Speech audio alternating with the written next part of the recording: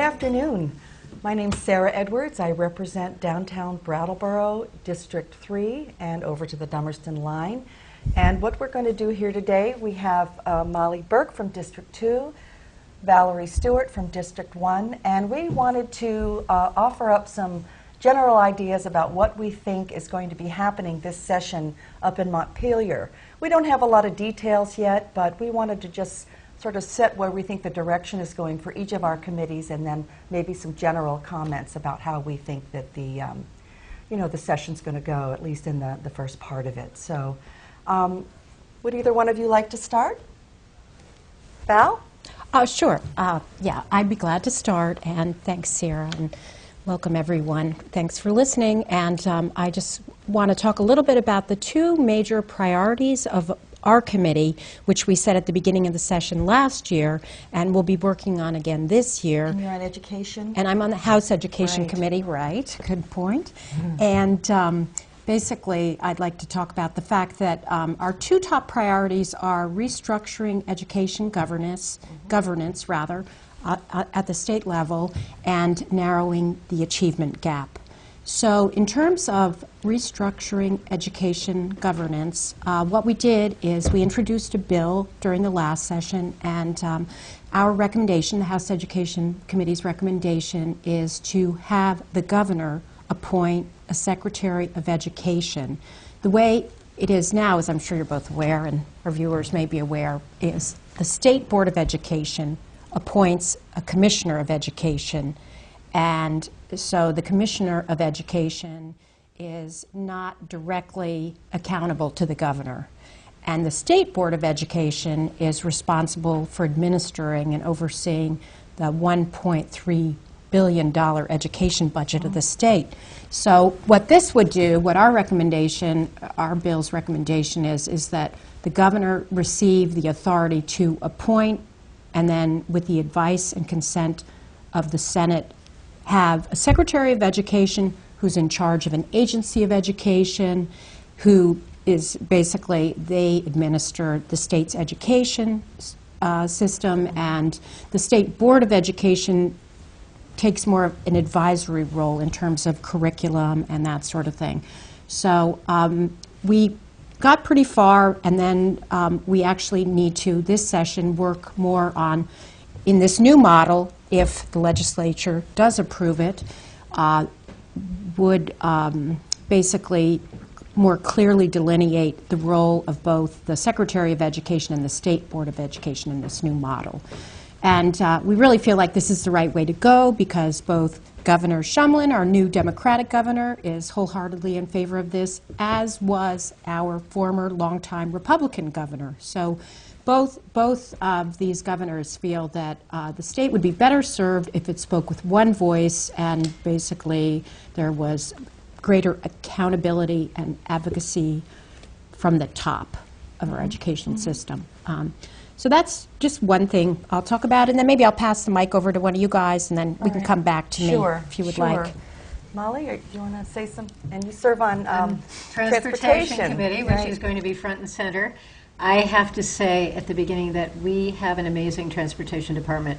The way that the transportation department went into action in the wake of the Tropical Storm Irene was nothing short of amazing. Yeah. They came up with incident command centers that were a sort of a model for how you deal with a crisis. They sent the rail program director down to Brattleboro to be at the Dummerston highway garage. They had somebody in Rutland. They had somebody, I forget where the other incident command center was, but the speed with which the state transportation infrastructure was put back together was just incredible. And I have to give a lot of credit to Governor Shumlin for his appointment of Brian Searles as Secretary of Transportation and Sue Minter as Deputy Secretary. A lot of people... And she's a former legislator. Probably a lot of people heard Sue on the radio. She was very articulate spokesperson. I had a constituent who was calling me about some problem with his driveway, and I went up to a meeting in Montpelier, and Sue actually had his letter on the desk and said, tell this guy we're going to take care of it. So we have that level of sort of competence and interest at our state level of government.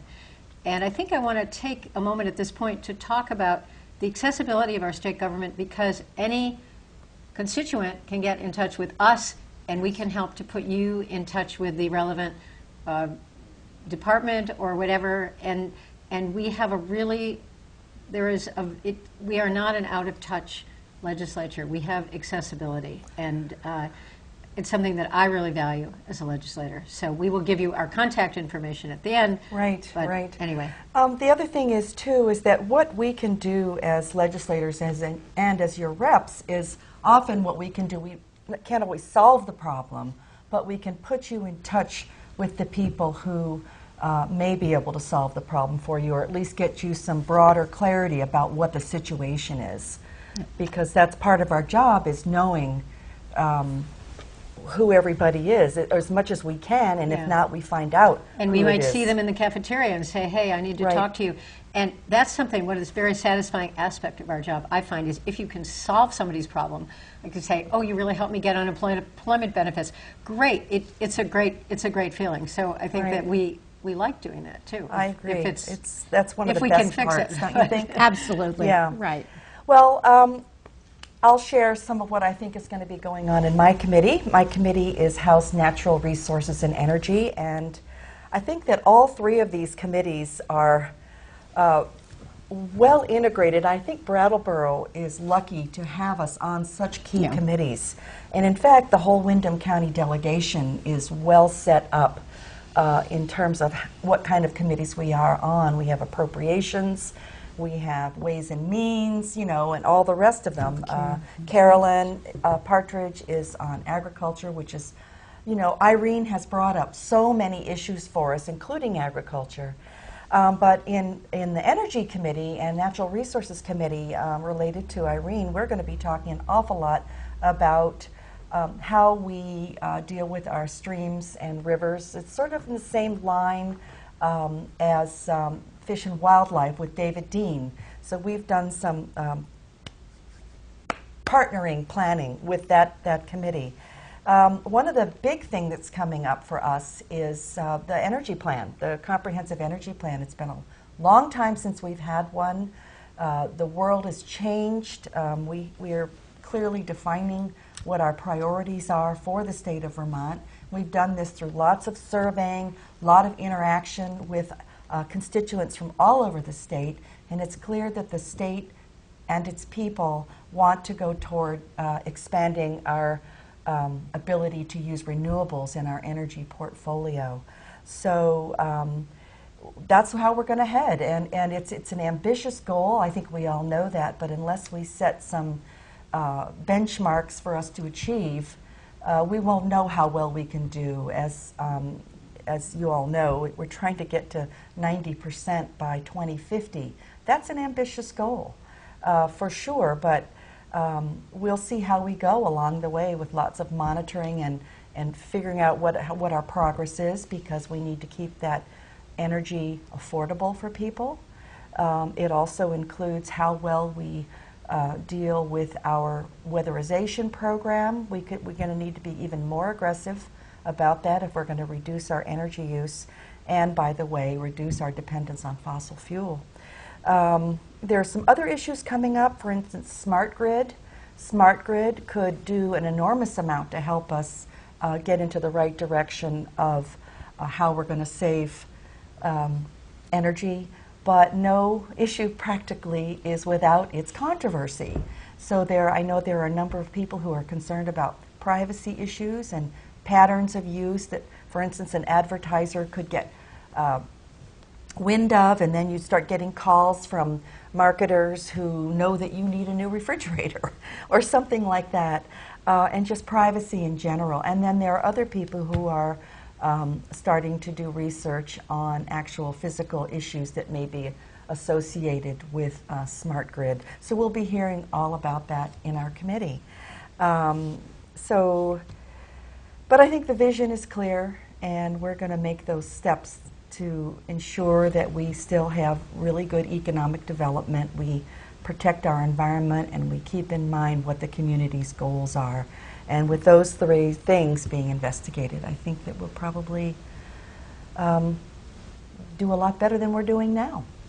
And Sarah, you know, it's this morning at my Rotary Club, someone did a presentation, Bob Ruder, I believe is his name, on the PACE, which I thought was really interesting. I don't know if you'd want to just say a few words to our listeners about that, because it sounds like it's going to be on town meeting, and it is. He was encouraging people to talk to the reps and reps to talk to their constituents about what this means and what Brattleboro would have to do in order to make the whole PACE Well, thing the happen. critical thing about PACE is that it is the will of the people. So we would be voting on it. It won't happen if people don't want it. Right. This is enabling legislation.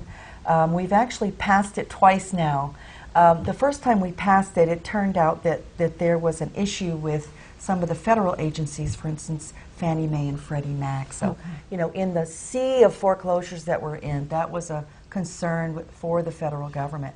And we now made that secondary. So they get first position.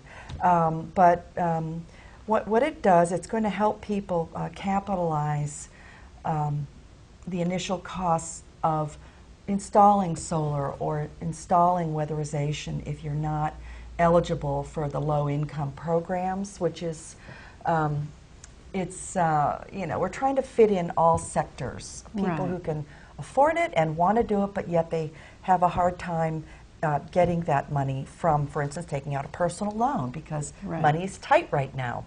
So, so they come in and do an audit, right? Yes, it's from soup to nuts, or start to finish, or however you want to put it. Yeah, there are lots of steps that you go through. They're good steps. They're steps that people would want to know anyway. Right. But the overall point is that it has lots of backup barriers to ensure the success of this program, including our state treasurer, who is very excited about this program because, of course, she's on board with helping as the state treasurer, Beth Pierce, in lowering people's costs in general. And so what this is, it travels with the property. You go ahead, you've done all the things you need to do, and rather than get into those details, I know that I also serve on the Town Energy Committee, and this has been a huge topic for us. So I don't know if that's enough to say, it probably is. But maybe we could just let our listeners know it's the acronym is for property. They changed it from when I first started looking at it. It's property assess clean energy. energy. There we go. That's what he said this morning. I just wanted, so if people want to Google that, PACE, you know, they can Google it, and I'm sure. And then after you do it, you can add the D for done, and that would be you paced. So anyway, we're really excited about it. Other places around the country are doing the same thing. States, They've been doing it mostly with districts, though, and we've enabled this for our whole state. And towns the small towns who want to do it can become a group.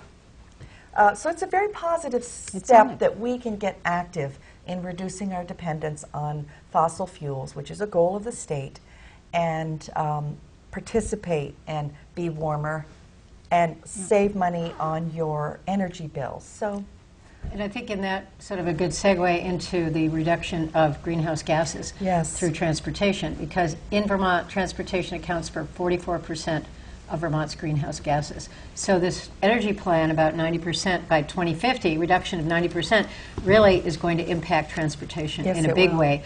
The state already has a really great infrastructure of regional public transit. The intercity public transit, the Greyhound system, is a little bit pretty limited right now, and that's an issue. And where do you get funds? Because if people don't take the bus, then it's not going to be profitable.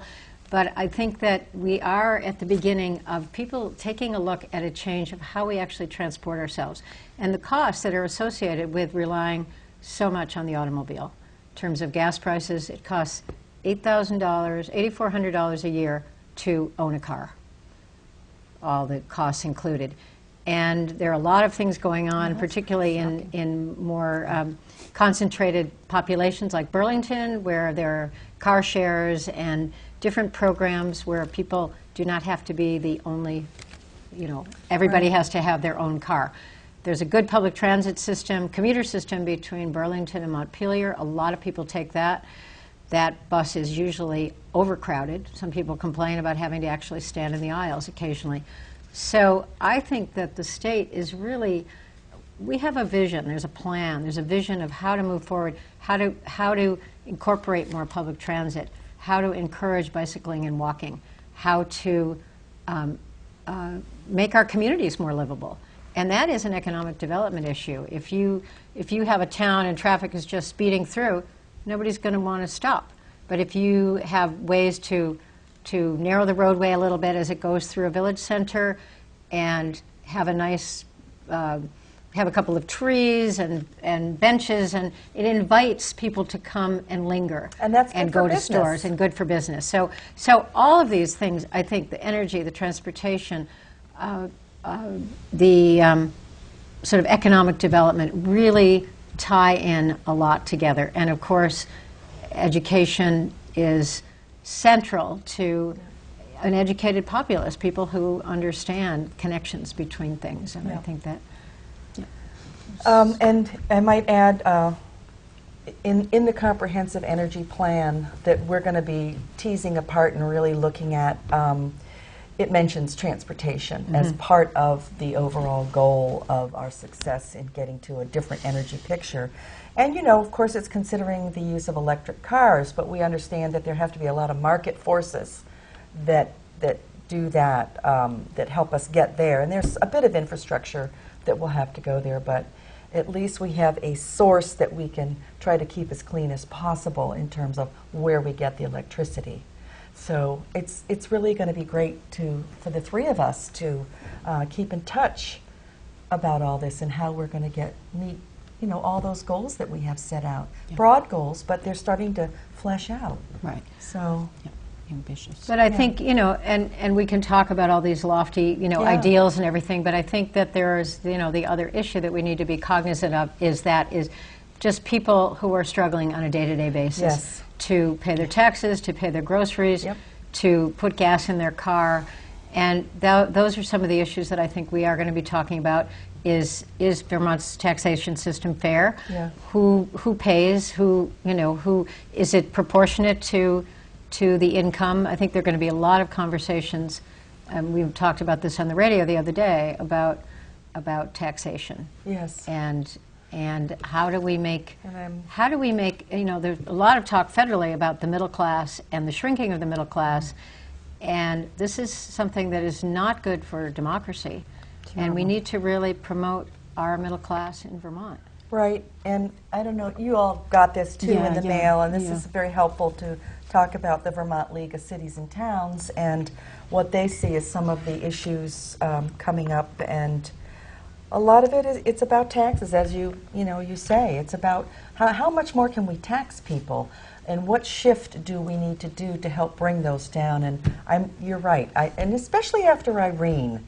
I think Irene is stimulating a lot of these conversations because we're looking at things differently, Right. Right. due to the experience of it. Yeah. And, Absolutely. But also, we are a more cohesive state, I think, since then. I think there is a real sense of we're all in this together. We're all, that's sort of Vermont pride. Yeah. That's very prevalent, and I think is going to color, I hope, our legislative session.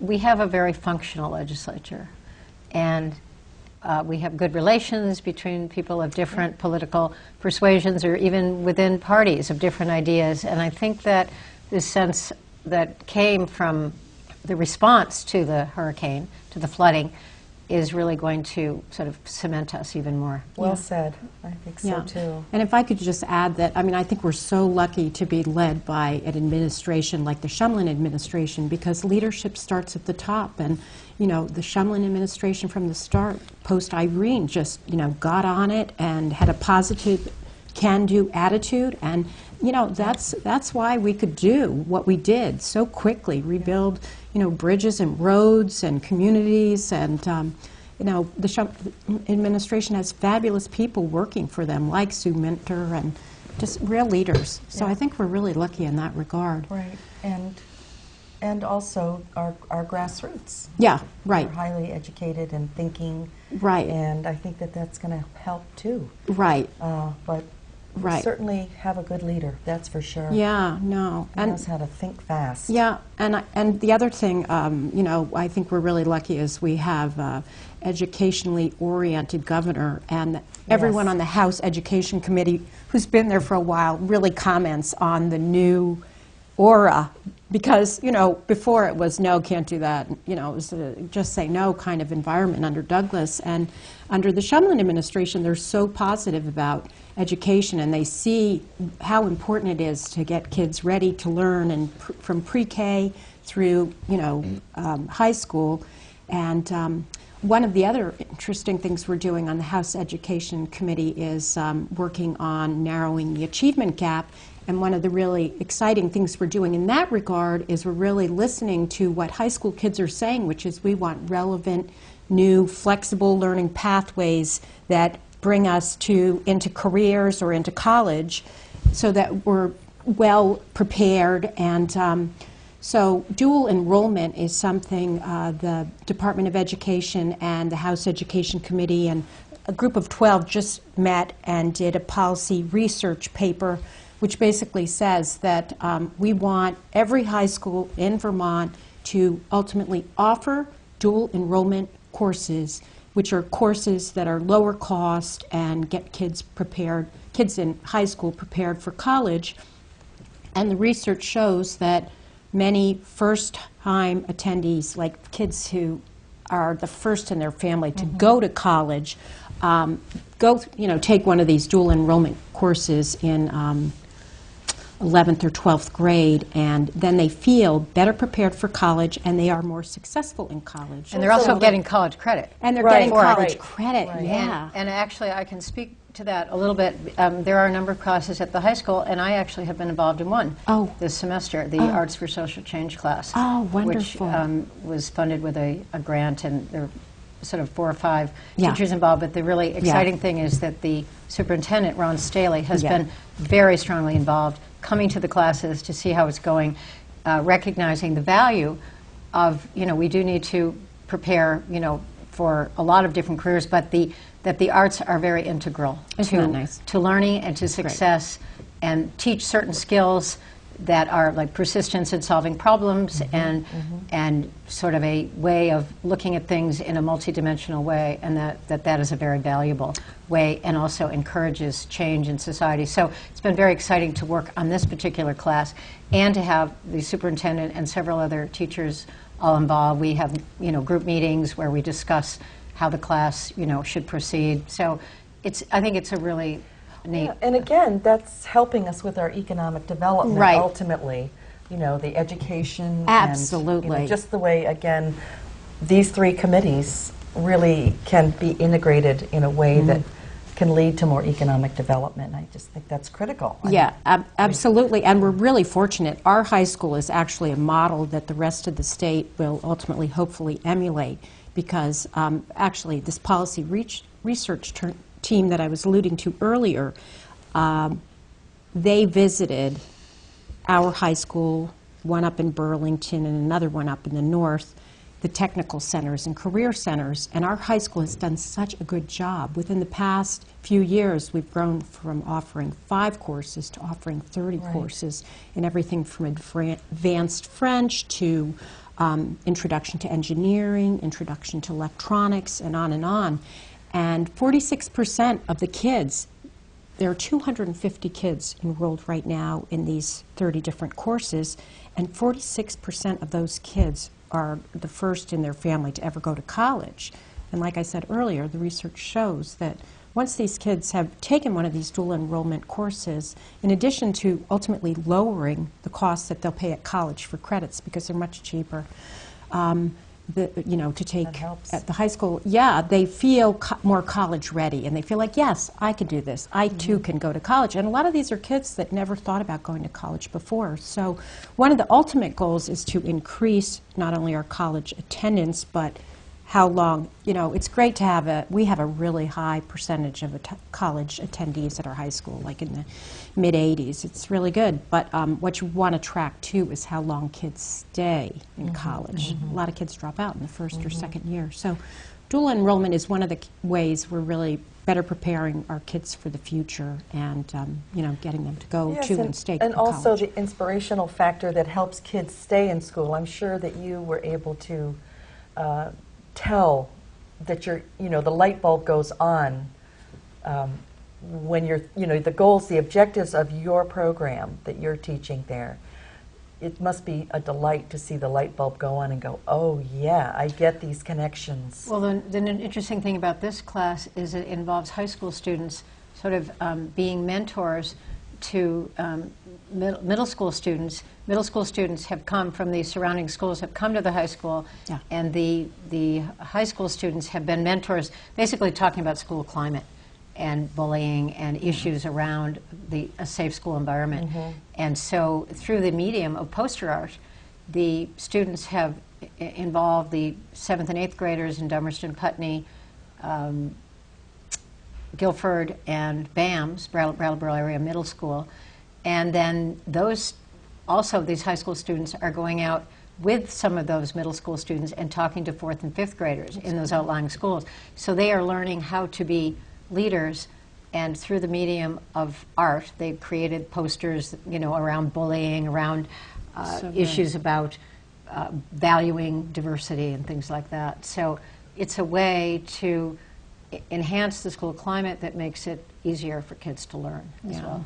So. And speaking of enhancing the school climate, one of the bills that we did, the House Education Committee and the legislature passed last year, was pertinent to bullying, which is, as we all know, a real problem nationwide with Facebook and all these different social medias where basically harder to monitor. Very hard to monitor. And what we did is we passed a bill that basically extended the purview of the school in terms of disciplinary action to after school and Facebook and that sort of thing, because what we found in our research is that kids who are bullied online frequently stop attending school, and that kind of bullying frequently results in some sort of real physical interaction. So now the schools can actually take action instead of being crippled because it's outside their purview. And that kind of a bill really establishes a connection between the local community and what we do in the state legislature. Absolutely. We often deal with very issues that directly impact and hopefully impact in a positive way the lives of the people in the communities that we serve. So there's that role that we each can play. That's the gratifying part. Yeah, it is for all of us, I think. Yes. Yeah. Well, are there anything else you want to touch on? I'm certainly looking forward to getting back, and I get that sense from both of you. Yeah, it's very exciting. And there, of course, will be so many bills that will be introduced. Usually we end up in the 2-year period about 1,000 bills and to read and understand. Some of them, there's this expression, if they're all put up on the wall of the respective committees, and some of them will come down and actually be discussed, but many of them won't be. But if you have a bill that's in, I hope that it'll be discussed, or an issue that you're wanting to see resolved. Please let the 3 of us at least know, or the rest of the delegation from Windham County. We work very well together, I would say, very well, and keep each other informed. In fact, I think we do have a bit of a reputation of being a very effective delegation. The further you get from Montpelier, sort of the louder you have to be, because we're not the biggest population center. And it makes sense. Geography makes a difference. Geography definitely makes a difference. In terms of sort of that center of state power being in Montpelier. Yeah. I want to emphasize that too. I think when I hear from 5 or 6 constituents, that's significant. That's like, oh, there are 5 or 6 people who took the trouble to either write me or send me an email or whatever about an issue that they care about. I notice that, and I have to respond to that. We can get messages at the State House. You can call the State House, and we can get a message when we're in the middle of debating something. And we don't always agree with every comment that we get, but we try to get back to you and explain, here's why I voted for this, or here's why I didn't. And I just want to really encourage people to be participants with us in this wonderful democratic process. And the other thing is, too, if your issue isn't being taken up right away, don't forget that there are 150 of us up there from various towns all around the state. And sometimes it can take a while before your issue might rise up to the level of debate. Not always, but it's bound to happen because everything isn't number one priority. No. It's a priority for us to hear those concerns from constituents, and we will do our best to raise it to the level of debate, but sometimes it takes a long time. There's an issue that I've been working on for 8 years now, and it wasn't until last year that I even got a hearing. So, you know, and that's not because we don't know our jobs, it's because there are a lot of very pressing issues that need to be dealt with right away, and some of the longer term policy changes can often take many, many years. Healthcare, for instance, we all know that we've been working on that as a state for over 20 years. Right. And so I'm really glad that you brought that up. I think we're going to wind up pretty soon, and I want to thank people for watching.